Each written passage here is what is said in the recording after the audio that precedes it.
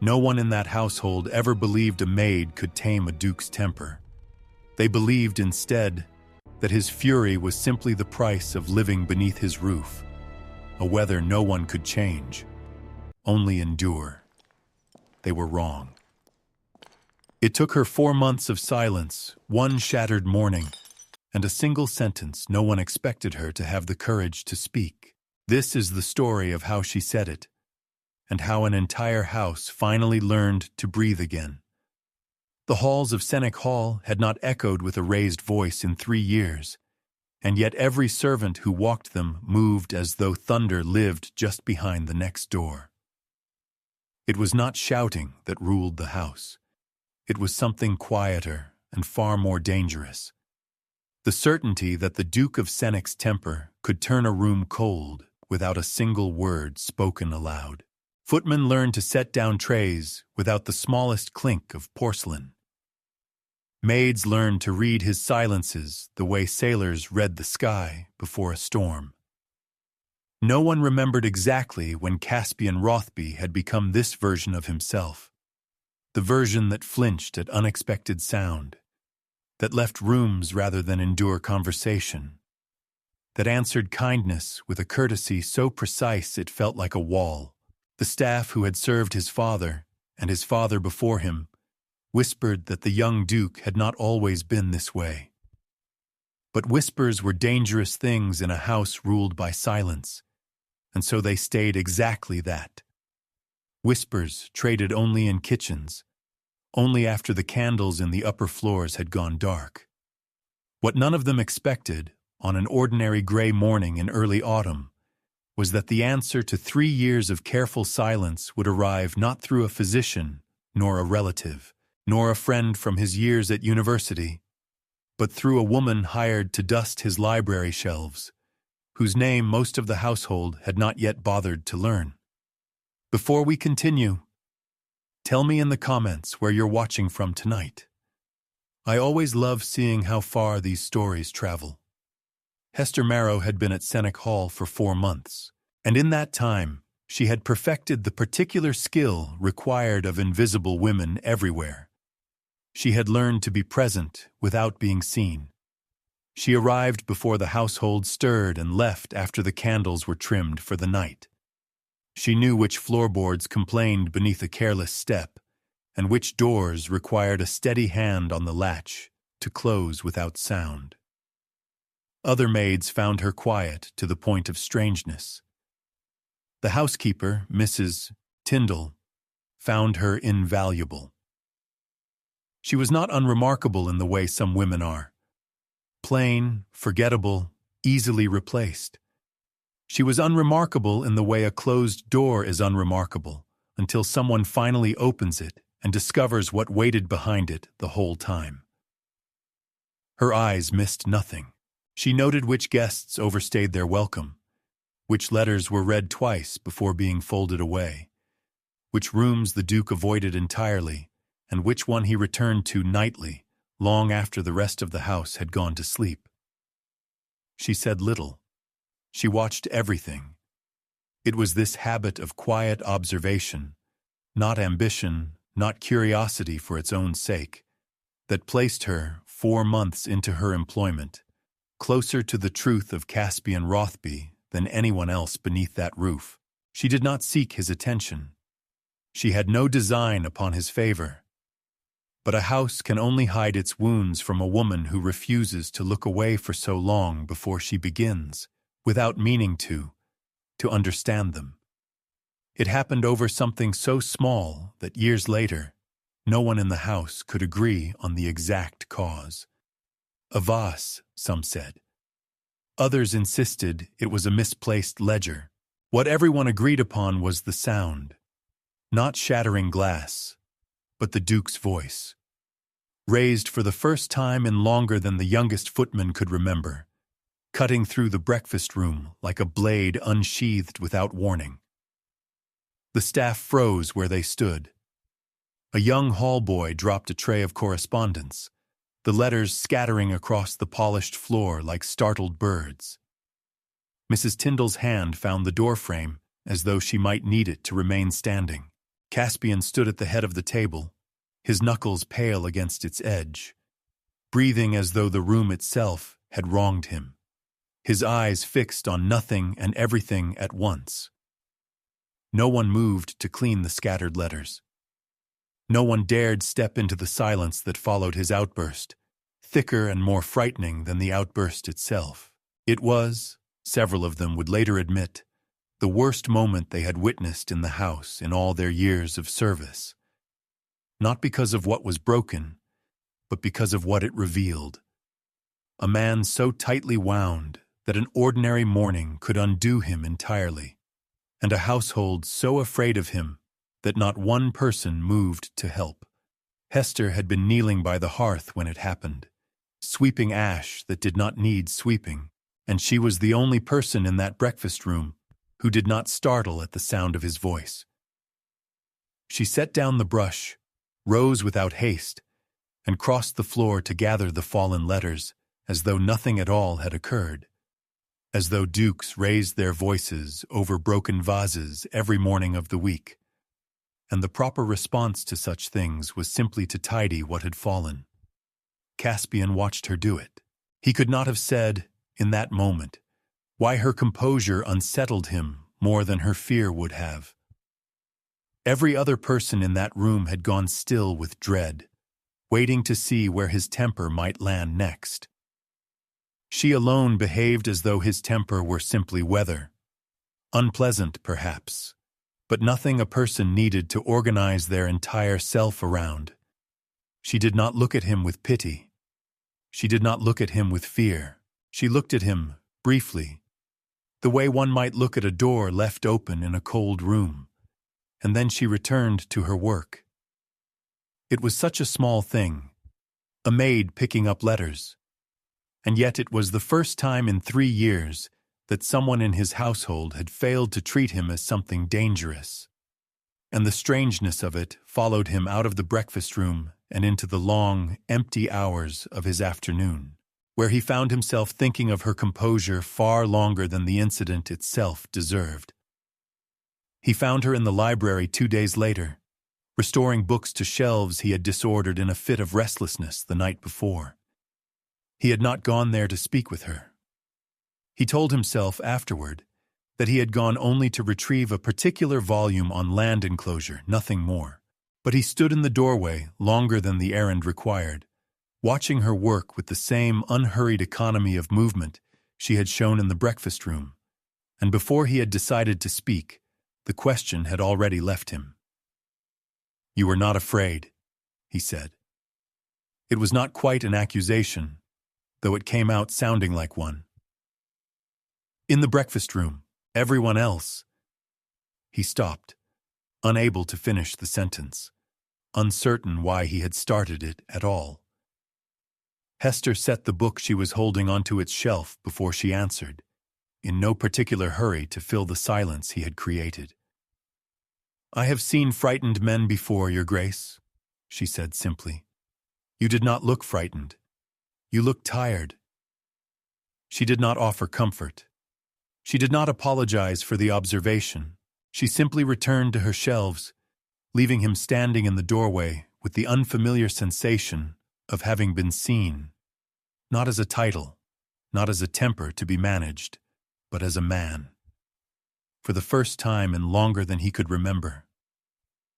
But that single exchange in the library was not the beginning of his unraveling, only the first crack in a silence he had built around himself 3 years earlier, after a winter the household staff still refused to speak of by name. Tyndall alone remembered the particulars, and she had buried them as deep as grief allows a person to bury anything, certain that no good could come of unearthing what had made the young Duke into the careful, distant, thunderous man he had become. What none of them yet understood, not Mrs. Tyndall, not Hester, not even Caspian himself in the fullness of his own denial, was that the wound beneath his temper had a shape, and that shape was about to be tested by a woman who had no reason to tread carefully around it, because no one had warned her that it existed at all. But the household would not stay quiet about the library exchange for long. Servants noticed everything, even, especially, the things their masters believed went unseen. And before the week was through, more than one pair of eyes had begun watching Hester Maro with an attention she had spent 4 months carefully avoiding. But the household would not stay quiet about the library exchange for long, and what Hester did not yet know was that the very thing she had said to protect herself was about to put her directly in the path of someone who had been waiting 3 years for the Duke to need protecting from no one at all. Mrs. Tyndall found Hester in the linen room on a gray Thursday afternoon, folding pressed sheets into the precise creases the house required, and she closed the door behind her with a care that suggested the conversation about to happen was not meant for other ears. She was a woman who had spent 4 decades inside the walls of Sennick Hall, who had buried 2 husbands and outlasted 3 duchesses, and who had learned, in all that time, exactly how much truth a household could survive at once. She did not sit. She stood near the linen shelves with her hands folded over her apron, studying the younger woman the way one studies a horse before deciding whether it can be trusted near an open gate. "You spoke with him," she said, not as a question, because the entire staff had already heard some version of the exchange in the library, embellished by the time it passed through 3 sets of hands. "In the library, about the morning with the letters." She let the silence stretch long enough for Hester to understand that this was not idle curiosity, that Mrs. Tyndall had not climbed 2 flights of stairs on aching knees merely to gossip. "I will tell you what I tell every girl who comes through these doors, believing she understands him better than the rest of us. Whatever you think you saw in his face that morning, leave it where you found it. Men like him do not thank the people who look too closely. They punish them for it, eventually, even when they do not mean to."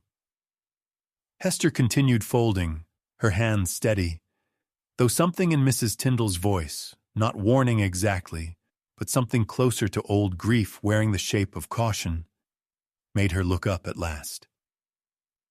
"I did not look closely because I wished to understand him, Mrs. Tyndall," she said quietly. "I looked because no one else in that room was looking at all. That seemed, to me, the more dangerous thing." The housekeeper said nothing further.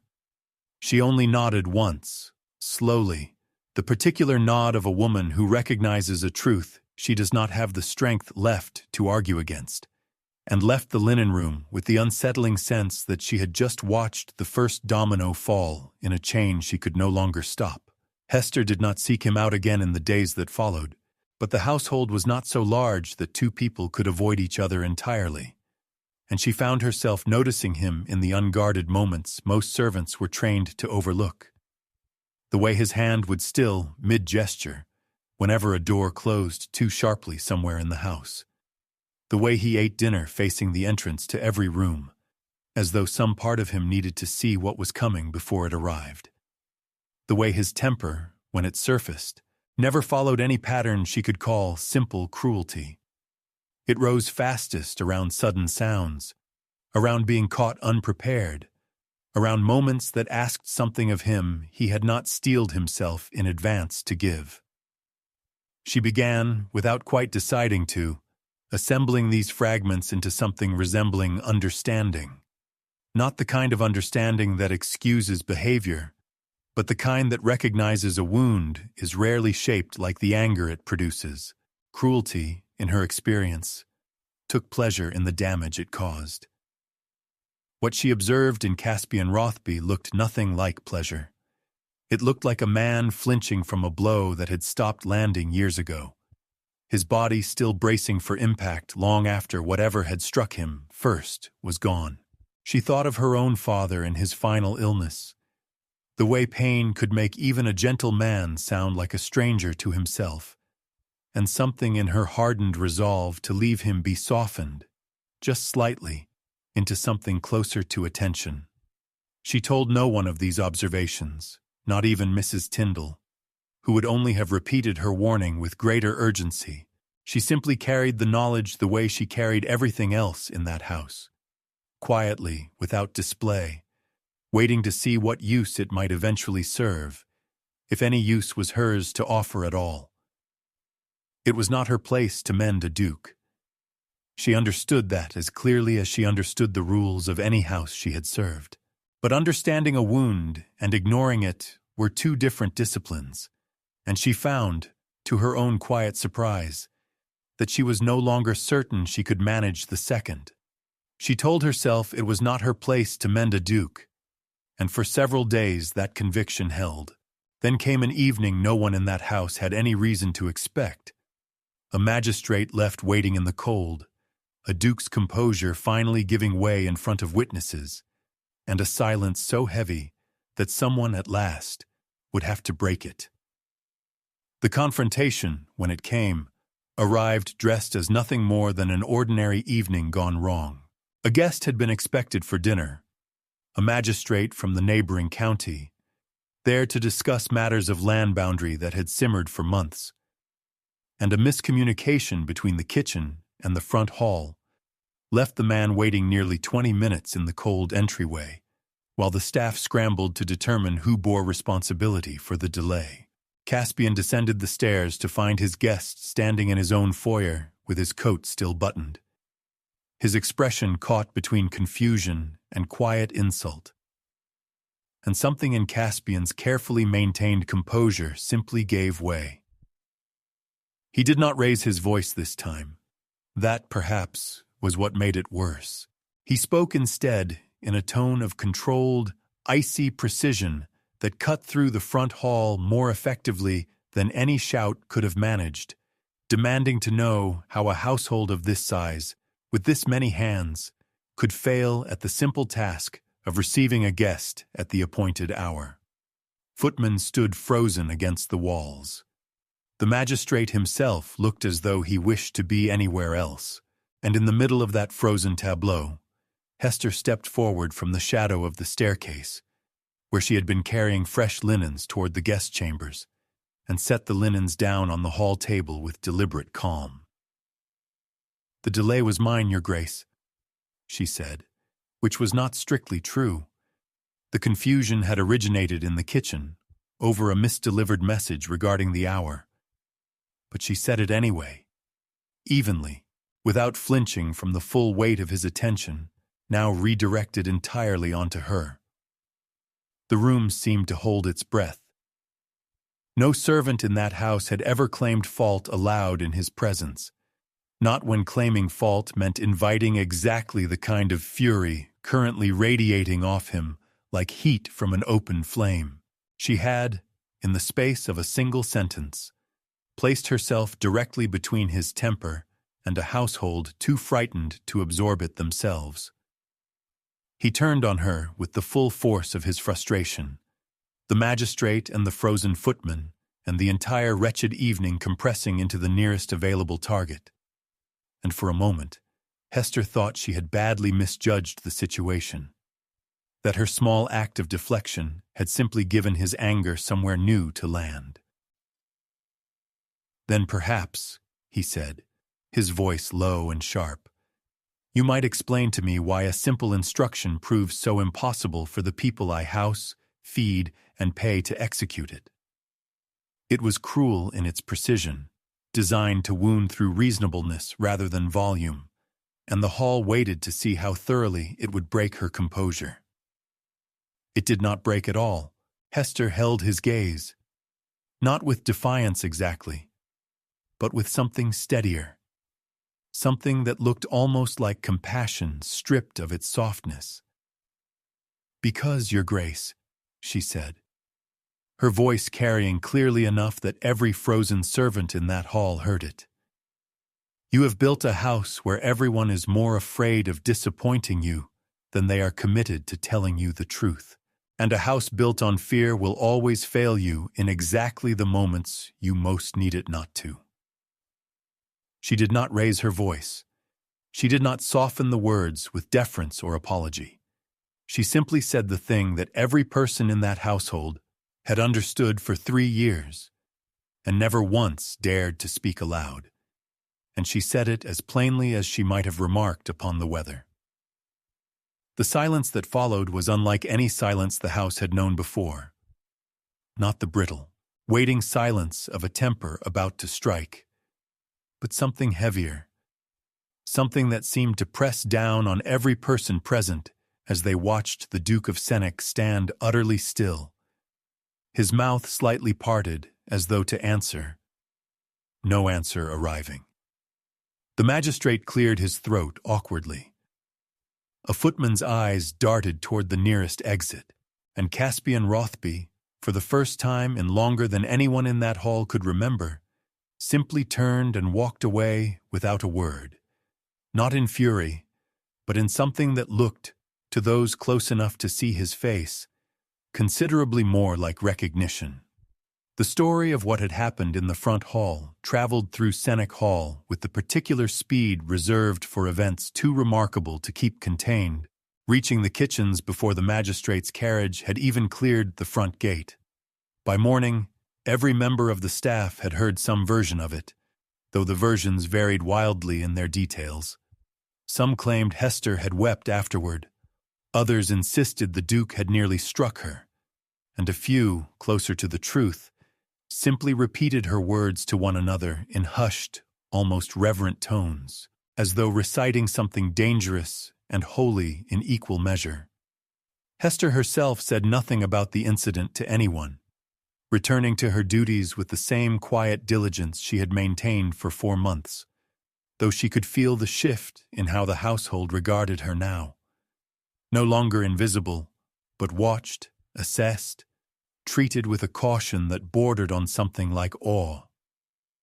Mrs. Tyndall found her in the linen room again that evening and said only, "I warned you," before adding, after a long pause, in a voice considerably gentler than her warning had been, "though I confess I did not expect you to survive saying it." There was no further reprimand. There was, instead, something almost like respect passing between the two women, unspoken but entirely understood. What none of them yet knew was that Caspian had not retreated to his study that evening to recover his composure, as the household assumed. He had retreated to sit, for the first time in 3 years, with the full weight of a truth he had spent that entire time refusing to examine. That his house had indeed become exactly what she described. A place ruled by fear rather than honesty, built by his own hands, out of a grief he had never once allowed himself to name aloud, even to the walls that had witnessed every silent year of his unraveling. Caspian did not, as the household assumed, retreat that night to nurse his composure in solitude, though he allowed them to believe it, since the truth was harder to explain even to himself.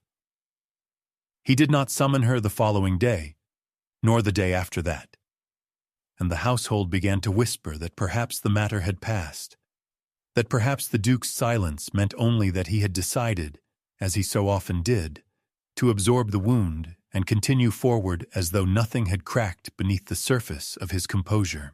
Hester herself made no effort to seek further conversation, returning to the particular discipline of invisibility she had perfected over 4 months, though she found it considerably harder now to disappear into a room where every servant's eyes followed her with a curiosity she had not invited and did not entirely welcome. But within his study, behind a door he had taken to closing more firmly than usual, Caspian Wrothby was engaged in a reckoning considerably larger than the household could see. He had spent 3 years constructing a fortress out of careful distance and controlled fury, convinced that the alternative, softness, vulnerability, the risk of being truly known by anyone beneath his roof, was a danger he could not survive a second time. A maid with nothing to gain and no reason to flatter him had looked at the fortress and named it plainly, without cruelty, without triumph, simply as a fact requiring acknowledgement. And once a thing has been named aloud, he was beginning to understand, it becomes considerably harder to pretend it does not exist. He thought, that night, of the winter he had buried so deeply that even Mrs. Tyndall no longer spoke its name in his presence. The carriage accident that had taken his younger brother, and in some essential way he had never examined closely enough to articulate. Taken some version of himself along with him. He had built 3 years of silence atop that grief, certain that silence was the only structure strong enough to hold it. But a woman who dusted his library shelves had walked past that structure as though it were nothing more than an unlocked door. And for reasons he could not yet fully name, he found himself wanting, for the first time since the accident, to know what waited for him on the other side of it. The whispers that moved through Sennick Hall in the days following the front hall incident took on a shape considerably more dangerous than ordinary gossip, because they no longer concerned only the Duke's temper, but had begun, inevitably, to concern Hester herself. Servants who had scarcely registered her presence over 4 months of quiet service now found themselves constructing entire narratives around her. That she had bewitched the Duke with her composure, that she had planned the confrontation to draw his attention, that a woman with so little standing in the household had no business speaking to him as though she stood his equal. None of it was true. All of it spread anyway, the way unkind stories always travel faster than the slower, harder truths they distort. Hester heard fragments of these rumors second-hand, carried to her by a kitchen maid who considered herself something of an ally and delivered the gossip with more sympathy than malice, though the sympathy did little to soften the sting of being discussed, as though she were a stranger rather than a woman who had simply told the truth in a moment that demanded it. She did not defend herself to anyone.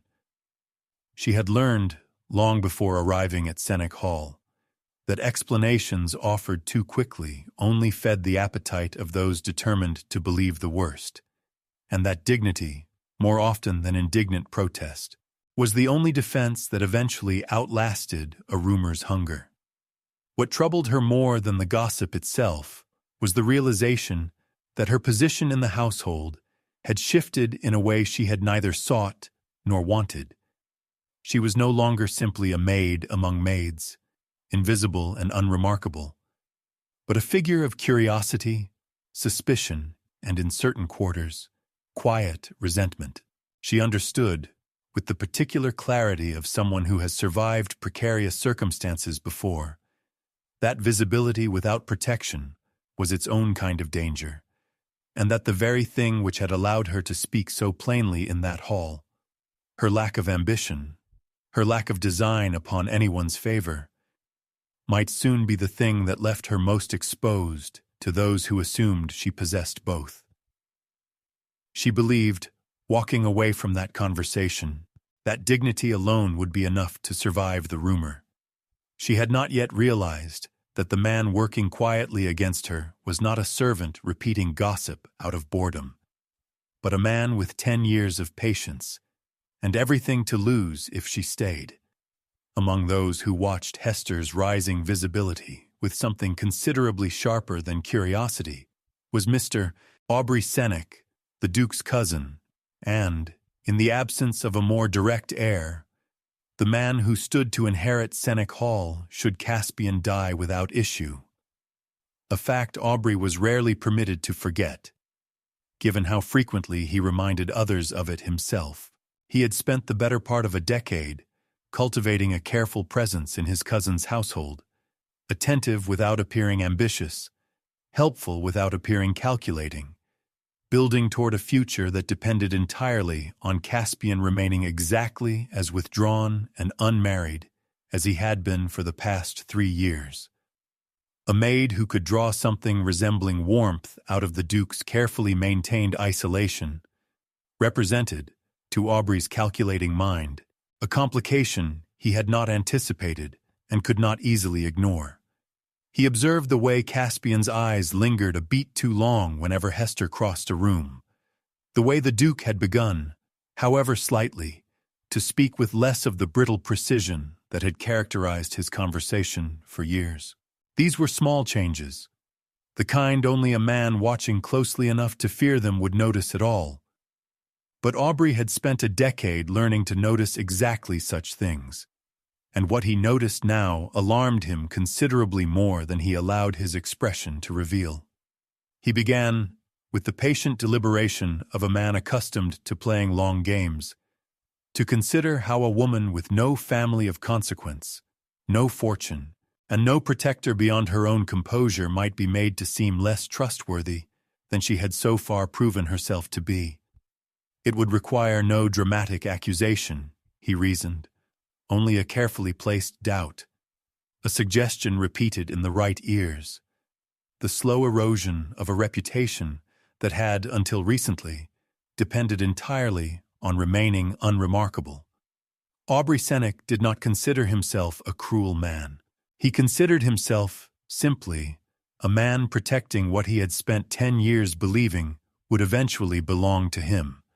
Caspian, for his part, had stopped pretending to himself that his interest in Hester Maro could be explained by anything so simple as curiosity about an unusually composed servant. He found himself inventing reasons to be in the library when she dusted its shelves, requesting tea be brought by whichever maid happened to be nearest, knowing full well which maid that would likely be on any given afternoon.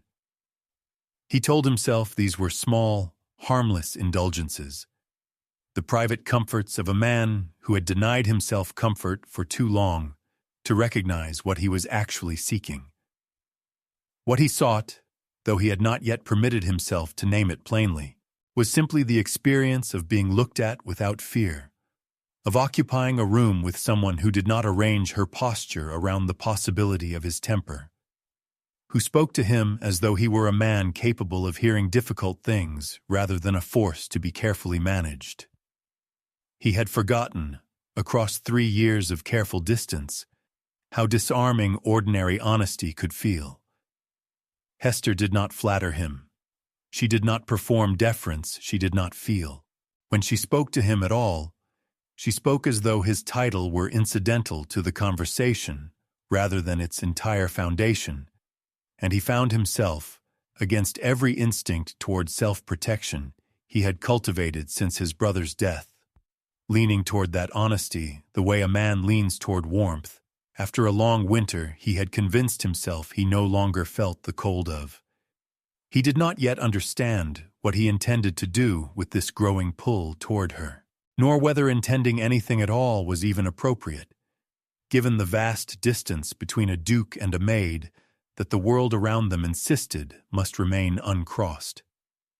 But he found himself increasingly unwilling to retreat from her presence the way he retreated from nearly everyone else's, and a man who has spent 3 years retreating from everything begins to notice, eventually, when he has finally stopped. Aubrey moved with the patience he had promised himself, choosing his moment with the precision of a man who understood that timing mattered more than urgency. He approached Mrs. Tyndall first, framing his concern as nothing more than dutiful observation. Surely she had noticed, he suggested gently, how the new maid had positioned herself rather conveniently close to the Duke's notice in recent weeks. How convenient it was that her composure during the front hall incident had so neatly elevated her standing in the household. How a woman with nothing to recommend her beyond her own claims about her character might easily exaggerate a connection that served her interests considerably more than it served the truth. Mrs. Tyndall, to her credit, did not immediately accept his framing, but doubt, once planted in fertile soil, does not require immediate acceptance to take root. Aubrey pressed further in other quarters. A remark to a footman here, a question posed to a kitchen maid there, each comment small enough to seem like idle observation rather than deliberate campaign. Each one calibrated to suggest the same uncomfortable possibility, that Hester Maro was not the composed, disinterested woman she appeared to be, but a calculating opportunist who had identified a wounded, isolated duke and set about exploiting that wound for her own advancement. By the time the suggestion reached Caspian himself, delivered by Aubrey over brandy one evening, framed as the reluctant concern of a cousin who only wished to protect him from being taken advantage of in a moment of vulnerability, The seed had already spread far enough through the household that Caspian found himself, despite every instinct telling him the accusation rang false, unable to entirely dismiss it. He had been wrong about people before. He had trusted once, and lost considerably more than trust in the aftermath. And a man who has been wounded badly enough learns to fear, above almost everything else, the particular danger of wanting to believe in someone who might, after all, be exactly what his fear warned him she could be. When the accusation finally reached Hester directly, delivered not by Caspian himself but by Mrs. Tyndall, who relayed it with visible reluctance and an apology already forming on her lips before she had finished speaking. Hester received it with the same composure she had carried through every difficult moment since her arrival at Sennick Hall. She did not weep. She did not protest with the wounded indignation that might have seemed, to a suspicious mind, like evidence of guilt rather than innocence. She simply listened, absorbed the full weight of what was being suggested about her character, and then asked, quietly, exactly what Mrs. Tyndall believed she ought to do about an accusation built entirely from suggestion and convenient timing rather than a single piece of actual evidence. "I cannot defend myself against a rumor with no shape," she said, folding her hands in her lap with the same steadiness she had shown in the front hall weeks earlier. "If His Grace believes I have schemed for his attention, no explanation I offer will convince him otherwise. Explanations from accused women rarely do, in my experience. I can only continue exactly as I have continued since the day I arrived. If my conduct has not changed, then eventually the rumor will have nothing left to feed on." It was not defiance exactly, but something steadier and considerably harder to dismantle.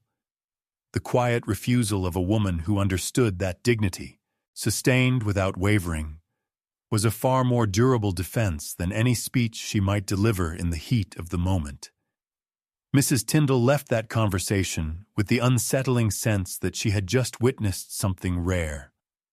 A woman absorbing an unjust accusation without permitting it to alter a single thing about who she actually was. She did not yet know whether that serenity would be enough to outlast Aubrey's careful campaign, nor whether Caspian's doubt, once planted, could be uprooted before it cost them both something neither could yet afford to lose. But she suspected, walking back down the long corridor toward her own quarters, that whatever was coming next would not be decided by rumor at all, but by whether the Duke finally trusted what he had seen with his own eyes over what his cousin had only suggested he should fear. The reckoning came on an evening Aubrey himself had engineered, though not in the manner he had intended. He had arranged, with characteristic subtlety, for the accusation against Hester to surface formally, not as gossip whispered in corridors, but as a concern raised aloud before the assembled household staff during a routine evening inspection, framed as a matter requiring the Duke's direct attention before it grew into something the family could no longer quietly contain. He had expected Caspian's doubt, carefully cultivated over weeks, to do the rest of the work for him. He had not accounted for what 3 years of silence finally breaking might do to a man, once he decided at last which truths he was no longer willing to abandon. Caspian stood at the head of the assembled staff in the same hall where Hester had first spoken her sentence to him, and for a long moment he said nothing at all, his eyes moving slowly across the gathered faces. Aubrey's carefully composed concern, Mrs. Tyndall's visible distress, Hester's steady, unflinching stillness near the back of the room, exactly where she had positioned herself, neither hiding nor demanding to be seen. He thought of every accusation Aubrey had delivered over Brandy in recent weeks, each one reasonable in isolation, each one designed to feel like prudent caution rather than calculated cruelty. And he thought, too, of every moment since the front hall, every conversation, every quiet exchange in the library, Every instance in which Hester Maro had asked nothing of him and offered only honesty in return. "My cousin believes," Caspian said finally, his voice carrying the same controlled precision the household had learned to fear for 3 years, though directed now at an entirely different target. "That a woman who has shown me nothing but honesty since the day she arrived in this house has somehow schemed to deceive me. I find myself unable to locate the deception he describes, however closely I look for it." He turned, deliberately, to face Aubrey directly. "Chuka, what I find instead, cousin, is a man who has spent 10 years waiting for me to remain exactly broken enough that this house would eventually fall to him. I would ask you to consider very carefully whether you wish to continue making that waiting so visible." He found her later that evening in the library, exactly where he had known he would, and for the first time since the morning the silence had cracked, he did not invent a reason for being there. He simply sat across from her, in the chair his father had once favored, and allowed himself finally to say the thing he had spent 3 years constructing an entire fortress of silence to avoid saying aloud. "My brother died in a carriage accident on the road from London," he said, without preamble, watching her face for the flicker of pity he had spent years dreading from anyone who learned the truth. "I was meant to be in that carriage. I changed my plans at the last moment, for reasons too small to deserve the weight they have carried ever since. And he died in my place on a road I had decided, 20 minutes before, that I no longer wished to travel that night." Hester did not offer the comfort he had braced himself against, the easy reassurance that he could not have known, that grief makes monsters of small decisions that meant nothing at the time. She simply listened, allowing the weight of what he had said to exist in the room without rushing to lighten it. "You built 3 years of silence on top of that," she said eventually, "because silence felt safer than forgiveness. If you never let anyone close enough to comfort you, you never had to risk believing you deserved comfort at all. It was not a question. It was the precise shape of a truth he had never once permitted himself to articulate so plainly, and hearing it spoken aloud, without judgment, without flinching, undid something in him that 3 years of careful distance had failed to protect. "I do not know how to stop being the man this house has learned to fear," he admitted, the confession costing him more than any apology he had ever offered. "And I have been it for so long, I am no longer certain what remains underneath it." Hester rose from her chair and crossed the small distance between them, not to comfort him with touch, which she understood instinctively he was not yet ready to receive, but simply to stand near enough that he would understand the offer being made. "Then begin by trusting the people willing to find out," she said quietly, "instead of the ones who only ever wanted you to stay exactly as broken as you have been."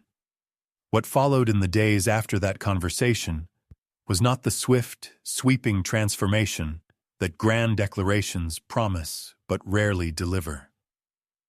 Caspian did not become, overnight, a man free of the temper that had governed his household for 3 years. He still flinched at sudden sounds. He still retreated, occasionally, into the same brittle silence that had protected him for so long. But he began, deliberately and with visible effort, to catch himself in the act of retreating, to apologize when his control slipped, rather than pretending the slip had not occurred, to ask Hester directly what she observed in him, rather than waiting for her to offer it unprompted. Hester, for her part, refused to make this transformation easy in the way that might have flattered him into believing the work was already finished. "I will not pretend that one evening of honesty undoes 3 years of a household built on fear," she told him plainly, in the same unflinching tone she had used since the morning they first spoke. "If you wish for things between us to be different than they have been, and I believe, Your Grace, that you do, then it must be different in how you treat everyone beneath this roof, not only in how you treat me. Respect is not a favor extended to the one person who happened to tell you the truth. It is the foundation a house should have been built upon from the beginning. He did not argue with her terms, nor did he attempt to negotiate them into something more comfortable for himself. He understood, with a clarity that had eluded him for 3 years, that the woman standing before him was offering him something considerably more valuable than forgiveness freely given. She was offering him the chance to become, through sustained and visible effort, a man genuinely worthy of the trust he was asking the entire household to extend him again. It was not a gift. It was a condition. And for the first time in longer than he could remember, he found himself grateful for a condition rather than resentful of it. The weeks that followed asked more of Caspian than any single confrontation had required, because sustained change, he discovered, demanded far more discipline than a single dramatic gesture ever could. He began addressing his staff directly, rather than through the cold formality of written instruction, asking questions he had previously considered beneath his attention, listening to answers he had once dismissed before they were fully spoken. He removed Aubrey from any position of influence within the household's daily management, not through public humiliation, but through a quiet, deliberate redistribution of responsibility that left his cousin's ambitions considerably diminished without requiring a single dramatic confrontation to accomplish it. He did not announce these changes as evidence of his transformation, understanding instinctively that a man who narrates his own growth too loudly is usually still performing for an audience rather than genuinely changed. He simply continued, day after day, to choose patience over the old brittle precision, curiosity over assumption, presence over the careful distance that had once felt like his only available protection. Mrs. Tyndall, watching this slow unfolding with the particular skepticism of a woman who had served the family long enough to distrust easy redemptions, found herself, after several weeks, admitting to Hester that she had not believed such a transformation possible in a man so thoroughly entrenched in his own fortress. "It is not finished," Hester told her, watching Caspian cross the courtyard below the window where they stood, his posture, even from this distance, visibly less guarded than it had been months earlier. "I do not believe a man unlearns 3 years of fear in a single season, but he is trying consistently in ways that cost him something real every single day. And that is considerably more than this house has been offered in longer than either of us can remember." It was, she understood, the only kind of change worth trusting. Not the kind declared in a single grand gesture, but the kind proven, repeatedly, in choices no one was forcing him to make. By the time winter arrived at Sennick Hall, the household had become something its staff scarcely recognized from the silent, fearful place it had been only months earlier. Servants spoke to Caspian directly when something required his attention, no longer arranging their words around the fear of provoking him. Mrs. Tyndall reported household matters with the plain honesty she had withheld for years, trusting, finally, that the truth would be received rather than punished. Even Aubrey, stripped of his quiet influence but not of his place in the family, had begun, however reluctantly, to treat the household's newfound openness as the permanent arrangement it had clearly become, rather than a temporary aberration he might yet outlast. Hester remained exactly as unremarkable in her daily habits as she had always been, still rising before the household stirred, still moving through her duties with the same quiet diligence that had first allowed her to disappear into the background of that great house. But she was no longer invisible in the way she had once been, not because she had sought visibility, but because the man she had once addressed only out of necessity now sought her counsel, her honesty, and increasingly, simply her presence, with a directness that the entire household had watched unfold, with something between disbelief and quiet hope. No one in that house would ever forget the particular shape of what had changed everything, Not a confrontation, not a scandal, but a single sentence spoken plainly by a woman with nothing to gain from speaking it, in a hall where everyone else had long since learned that silence was safer than truth. Even Aubrey, in his final weeks at Sennick Hall before departing to manage a smaller property of his own in the north, found himself admitting to Mrs. Tyndall, without quite meaning to, that he had spent 10 years waiting for a man to stay broken, and had never once considered what kind of house he would have inherited if his cousin actually had. It was not an apology. It was, perhaps, the closest thing to honesty Aubrey Sennick had ever permitted himself, and the household noted it quietly, the way they noted everything now. Sennick Hall had spent 3 years organized entirely around what must not be said. It became, in the end, a house that finally remembered how to speak. And a duke who had finally remembered, through the patient, unglamorous work of earning it day after day, what it felt like to be trusted by someone who had once had every reason to walk past him in silence, and chose instead to tell him the truth. If this story moved you, make sure you're subscribed. There's a new one waiting every week, and you won't want to miss what comes next.